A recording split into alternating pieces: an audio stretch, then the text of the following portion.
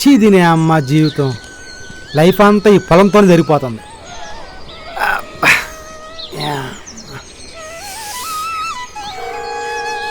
అవునరా, మనతోటి ఫ్రెండ్స్ అందరూ పట్నం వెళ్ళి బిజినెస్ చేస్తుంటే మనమేంద్రా ఇక్కడ.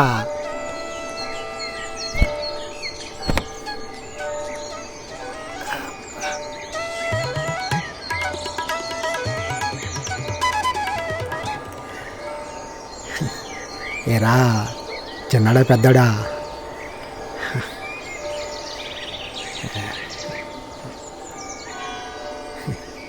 ఈ ఊళ్ళో ఉన్నాడు రా బిల్డప్ బాబాయ్ అని. ఆడు వచ్చాడంటే పెద్ద తలనొప్పరా. ఎంత కంగారు పడ్డారా, ఎంత అల్లకొలం అయ్యారా. ఏదైనా భలే మాట్లాడారా.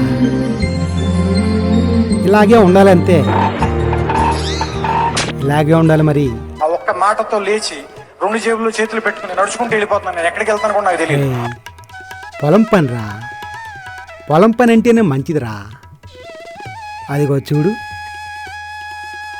అందులో నాట్లేసే ఉన్నాడు, కొప్పు కూర్చున్నాడు ఉన్నాడు, అరకు దిన్నోడు ఉన్నాడు, పనోడున్నాడు, యజమానున్నాడు రా. బర్రెలున్నాయి, ఎద్దులున్నాయిరా. అందరి ప్రార్థన ఒకటేరా, దేవుడా ఈసారి పంట బాగా పండాలి, బాగా డబ్బులు రావాలని కోరుకుంటున్నారా.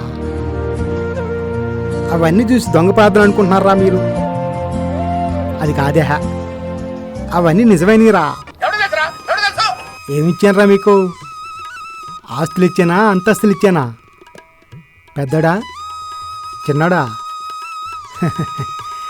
రెక్కలిచ్చానురా పొలం పని చేయమని. ఒక రైతుకి ఏమి ఇవ్వగలనరా? 2 ఎకరాల పొలం తప్ప. ఇదిగో ఈ జన్మకే వీడి మీ అన్న, ఈ జన్మకే వీడి మీ తమ్ముడు. జన్మలు దాకెందుకురా? మీ ఇద్దరు పట్నం వెళ్తే తిరిగి వస్తారో రారో తెలీదు. ఆ భగవంతుని మనం ఏం కోరుకోవాల్సిన అవసరం లేదురా. అలా కోరుకోవాలనుకుంటే దేవుడా మమ్మల్ని పట్నం పంపించొద్దా అని మాత్రం కోరుకోవాలరా. అంతేనా, ఇంకేమైనా ఉందా?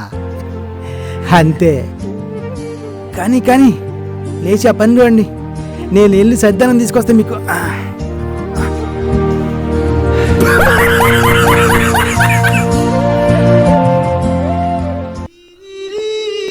గొప్పరా బాబు, గొప్ప చెప్పాడు. మరి లేట్ ఎందుకు? లే మరి. సరే తరలే, ఎన్నెన్నో అనుకుంటాం, అన్ని జరుగుతాయి ఏమిటి?